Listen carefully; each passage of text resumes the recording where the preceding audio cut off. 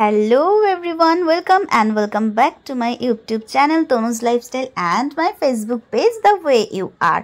আশা করছি তোমরা সবাই খুব ভালো আছো আর আমিও কিন্তু বেশ ভালো আছি। জানো তো আজকে কিন্তু যাওয়ার প্ল্যান ছিল মাসির বাড়ি। কেন ছিল, কি কারণে ছিল সবটাই জানতে পারবে। সকাল সকাল আমি রেডি হয়ে কিন্তু পড়েছিলাম একটা মুশকিলে, সেটা হলো যে কোন ব্যাগটা আমি ইউজ করব। আর এই দুটো ব্যাগই কিন্তু আমি নিয়েছিলাম দীঘা থেকে। দীঘার ব্লগও কিন্তু খুব তাড়াতাড়ি আসবে, এতদিন দেওয়ার আমি একদমই সময় পাইনি।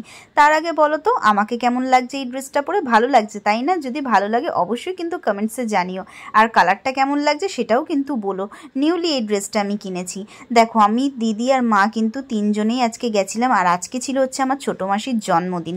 সো জন্মদিন সেলিব্রেট করার জন্য অনেক দিন ধরেই ভাবছিলাম, তার জন্য ভাবলাম চলো একসাথেই বেরোনো যাক।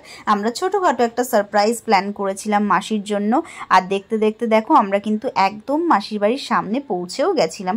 আর তোমরা তো সবাই জানো আমি সব ভিডিওতে সব সময় বলে থাকি যে মাসির বাড়ি আসার এই এতটুকু রাস্তা পর্যন্ত ঠিক আছে, কিন্তু তারপর আর ছতলাতে উঠতে একদমই ইচ্ছা করে না।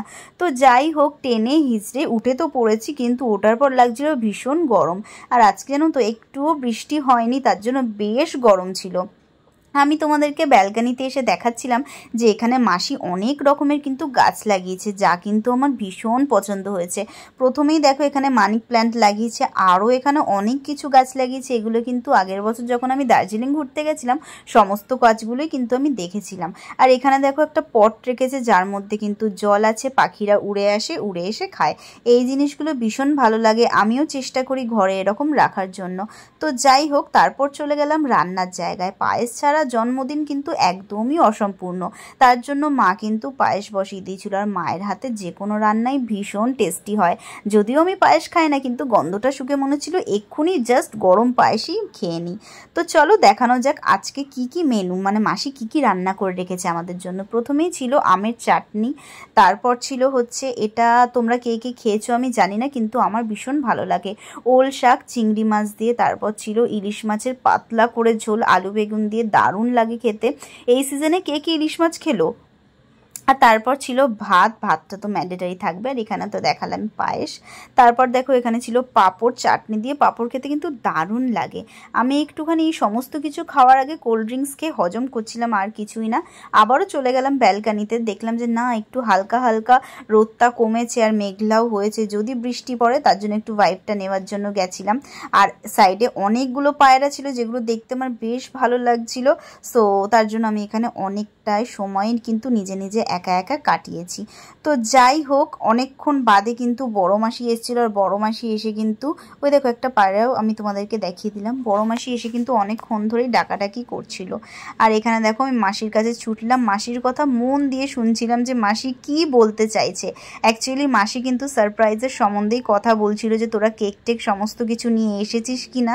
আর তোমরা তো সবাই জানো যে এই যে চলে এসছে পাগলি আমাকে দেখাতে এডিটিং, যে ওর এডিটিংয়ে কোথায় কি ভুল হচ্ছে, মানে আমার দিদি। তো ওকে আমি বললাম যে হ্যাঁ হ্যাঁ ঠিক আছে তুই এইভাবেই কর। আর এই শুনে দেখো সে কি হ্যাপি, বাবা রে, সবসময় যেন হাসিতে একদম মুক্ত ঝরে। আর তারপর দুপুরের লাঞ্চ করা শুরু করে দিয়েছিলাম। চিংড়ি মাছ দিয়ে ওল শাক দারুণ রান্না করেছিল মাসি, ভীষণ ভালো রান্না করে।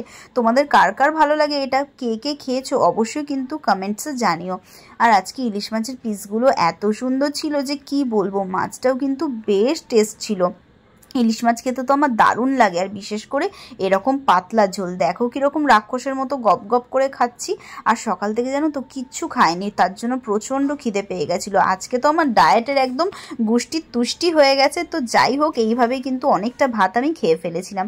শেষে কিন্তু চাটনির সাথে এইভাবে জমিয়ে কষিয়ে রসিয়ে কিন্তু পাঁপড়টাও খেতে আমি ছাড়িনি, খাচ্ছিলাম। আর কিন্তু ওদের গল্প শুনছিলাম, মানে মা মাসিদের গল্প শুনছিলাম, তেনারা কি বলছে আর তার সাথে উত্তরও দিচ্ছিলাম। তারপর শুয়ে পড়ে ছোটো মাসির বাক্স থেকে রাখা বাবুল গাম কিন্তু আমি আর দিদি চুরি করেছিলাম, আর সেটাই তোমাদের সাথে একটু শেয়ার করে নিচ্ছিলাম। বাবুল গাম খেতে এখনও কার কার ভালো লাগে, সেই ছোটোবেলায় খেয়েছিলাম, এখনও এটা 1 টাকা করেই রয়েছে, এটা ভেবেই ভীষণ ভালো লাগে। তো দেখো আমি এক হাত দিয়ে ছিঁড়তে পারছিলাম না, আর আমি জানো তো আজকে স্ট্যান্ডটা নিয়ে যেতেও ভুলে গেছিলাম, ভিডিও স্ট্যান্ডটা, তাই একটুখানি ছিঁড়ে খেয়ে দেখালাম। তারপর বিকেল হতে না হতেই কেকটা রেডি করছিলাম, আর একটু মনটা খারাপ করছিল যে একটু পরেই তো চলে যেতে হবে, তার জন্য শেষবারের মতো আমি ব্যালকানিতে চলে এসেছিলাম, দিয়ে দেখো আমার মনটা এখানে কতটা খারাপ লাগছিল। আর এটা ছিল হচ্ছে মাসির সেই কেকটা, কি মিষ্টি দেখতে তাই না। মিও আমনের নতুন গিয়ে দেখেছিলাম এই কেকটা, তাই এই কেকটাই নিয়েছি। মাসি ভীষণই এক্সাইটেড ছিল, তার কারণ দিদা দাদু কখনোই এইভাবে জন্মদিন সেলিব্রেট করেনি।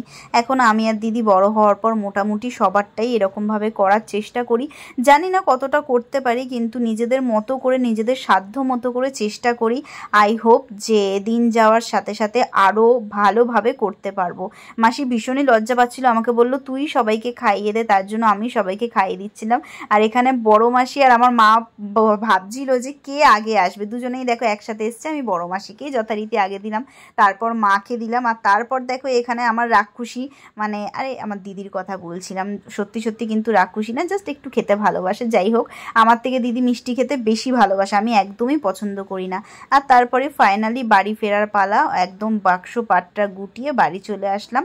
আমার করা ভিডিওটা তোমাদের কেমন লাগলো অবশ্যই কিন্তু কমেন্টসে জানাতে ভুলো না। দেখা হবে অন্য কোনো ব্লগে। টাটা।